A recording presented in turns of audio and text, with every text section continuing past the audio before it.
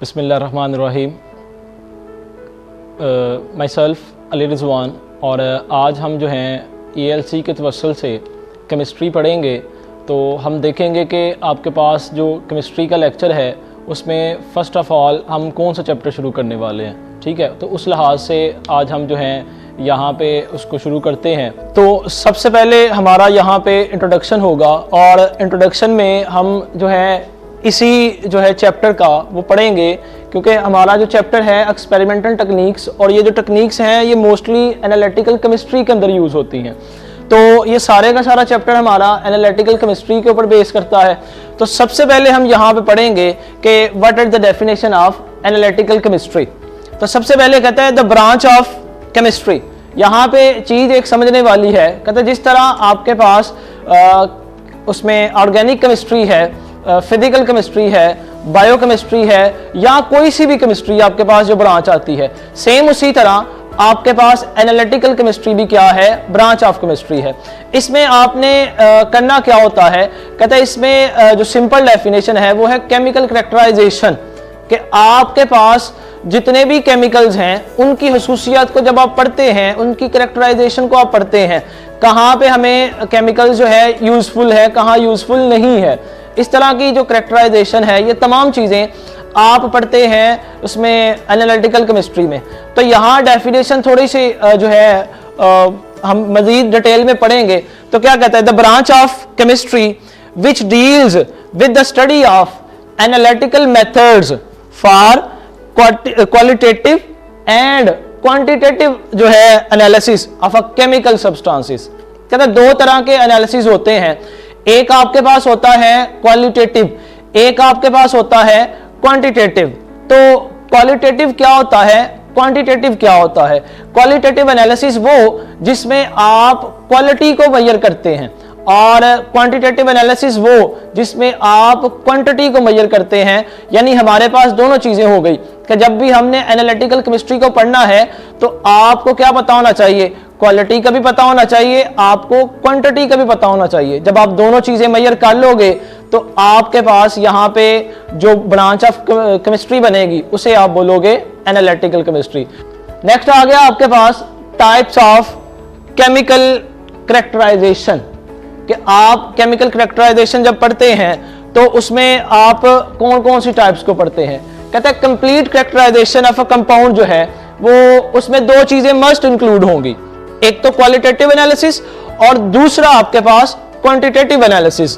तो यहाँ वही बात हमने जो पहले की कि जिसमें आप क्वालिटी को मेजर करते हैं उसे आप कहते हो क्वालिटेटिव एनालिसिस, और जहां पे आप मेजर करते हो क्वांटिटी को उसे आप नाम देते हो क्वांटिटेटिव एनालिसिस। तो अब हम इनकी डेफिनेशन भी पढ़ते हैं, और फर्दर आगे हम इसके हवाले से जो शॉर्ट क्वेश्चन बनते हैं, MCQs बनते हैं, उस पर भी हम बात करते हैं। अच्छा, इसमें आपके पास एक शॉर्ट क्वेश्चन आता है, वो है differentiate between quantitative analysis as well as qualitative analysis.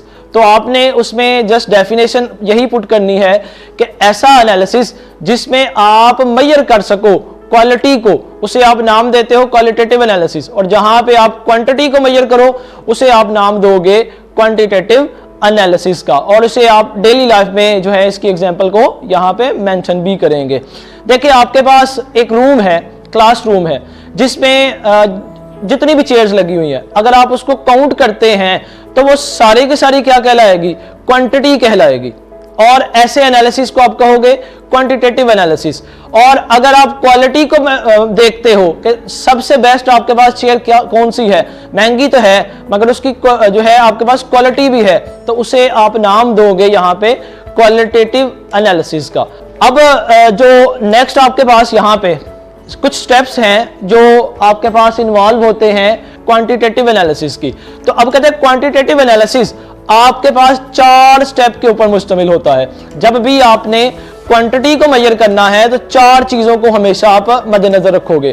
तो सबसे पहले जो चीज है वो आपके पास है, कहते हैं हमेशा आप क्या करोगे, सैंपल फॉर एनालिसिस, हमेशा ऑब्टेन करोगे ऐसा सैंपल जिसको आप मेजर करना चाह रहे हो, ठीक है। आपके पास पहले सैंपल तो होना चाहिए। दूसरी चीज आपके पास कहता है अगर आपके पास सैंपल आ गया तो जो चीज आप सेपरेट करना चाह रहे हैं, जिस चीज को आपने सेपरेट करना है, उस हवाले से भी आप यहां पे क्या करोगे, बात करोगे, सेपरेशन ऑफ डिजायर्ड कॉन्स्टिट्यूएंट। मैं एक एग्जांपल देता हूं। आपका डेली लाइफ में क्या है कि आपने पानी लिया और रेत को, दोनों को मिक्स कर दिया। अब ना रेत खुश्क रही ना पानी प्योर रहा, पानी में भी रेत आ गई और जो वैसे पानी है वो तो बिल्कुल इम्प्योर हो गया। अब आपकी डिजायर क्या है, क्या आप जो रेत है उसको सेपरेट करना चाह रहे हो या पानी को सेपरेट करना चाह रहे हो? तो यहां पे इससे मुराद यही है कि सेपरेशन ऑफ डिजायर्ड कॉन्स्टिट्यूएंट में आपके पास क्या होना चाहिए, आपको डिजायर का पता होना चाहिए कि किस चीज को आप जो है यहां पे सेपरेट करना चाह रहे हैं। थर्ड वन आपके पास कहते हैं measurements and calculation of result. आप जो है उसकी मेजरमेंट्स को देखोगे कि आपने जब किसी चीज को सेपरेट किया, रेत को सेपरेट किया या पानी को सेपरेट किया, दोनों में से किसी एक को जो डिजायर आपका है, तो कहते हैं उसको आप मेजर करोगे कि कितनी क्वांटिटी में आपने उसको सेपरेट किया और उसके बाद उसको कैलकुलेट करके उसका रिजल्ट दोगे कि आपने इतने लीटर वाटर को क्या कर दिया, सेपरेट कर दिया इतनी रेत से। ठीक है, तो ये तो हमारी डेली लाइफ में एग्जांपल आ गई। उसके बाद लास्ट पे ड्राइंग कंक्लूजन फ्रॉम एनालिसिस। आपने जो तजर्बात किए ये तीनों ऊपर 1 2 3, फोर्थ वन में आप अपना ओपिनियन लिखोगे, कंक्लूजन बताओगे कि आपने क्या क्या चीजें ऑब्जर्व की और क्या क्या चीजें होनी चाहिए। ठीक है, तो ये आपके पास आता है steps involve in quantitative analysis. तो यहां पे आपने ये 4 पॉइंट्स जो हैं जरूर याद रखने हैं, क्योंकि यही 4 पॉइंट्स आपके पास इंपॉर्टेंट शॉर्ट क्वेश्चन की फॉर्म में बोर्ड में पूछा जाता है। तो ये आपने जो शॉर्ट क्वेश्चन है ये जरूर याद करना है। नेक्स्ट हमारे पास है सेपरेशन टेक्निक्स। अभी हमने पढ़ा कि हम जो है 4 स्टेप्स हैं हमारे पास और उनके जरिए से हम किसी भी चीज की क्वांटिटेटिव एनालिसिस को कर सकते हैं। अब चूंकि ये चैप्टर सारे का सारा एनालिटिकल केमिस्ट्री है, तो इसमें हमने पढ़ना क्या है कि हमारे पास जो टेक्निक्स है, कौन कौन सी ऐसी टेक्निक्स है जिनके जरिए से आप क्या कर सकते हो, किसी भी जो है मिक्स्ड चीजों को आप सेपरेट कर सकते हो। तो सबसे पहले आपके पास आता है फिल्ट्रेशन। फिल्टर पेपर यूज करें, उसके जरिए से आप क्या कर सकते हो, फिल्ट्रेशन कर सकते हो। उसके बाद क्रिस्टलाइजेशन, आप पहले चीजों को गर्म करें, गर्म करने के बाद उन्हें ठंडा होने दें, ठंडा होने के बाद जो चीजें जम जाएंगी वो आपके पास क्रिस्टल की फॉर्म में आएंगी। और थर्ड वन आपके पास सब्लिमेशन। सब्लिमेशन क्या होता है, कोई चीज सॉलिड फॉर्म में है, आप उसे हीट करते हो, तो कहता है वो जो सॉलिड है जब हीट करते हैं तो हीट करने के बाद वो आपके पास लिक्विड में नहीं जाएगी, बल्कि किस में चेंज हो जाएगी, वेपर्स में चेंज हो जाएगी। जब वो वेपर्स में चेंज हो जाएगी तो वहां पे वो प्योर फॉर्म में और जितनी भी उसमें आपके पास इम्प्योरिटी थी वो सारी की सारी नीचे बैठ जाएगी। तो इस तरह आप सब्लिमेशन के जरिए से भी क्या कर सकते हो, यहाँ पे प्योरिफिकेशन की जा सकती है, सेपरेशन की जा सकती है। Solvent extraction. अब सॉल्वेंट एक्सट्रैक्शन क्या है, यानी 2 चीजें ऐसी हैं जो आपस में इमिसिबल हैं, यानी आपस में सॉल्युबल नहीं है। जैसे आपके पास ऑयल है और वाटर है। अब कहते हैं ऑयल में जो है ऐसे मॉलिक्यूल्स हैं जो वाटर के हैं और वाटर में ऐसे मॉलिक्यूल्स हैं जो ऑयल के हैं।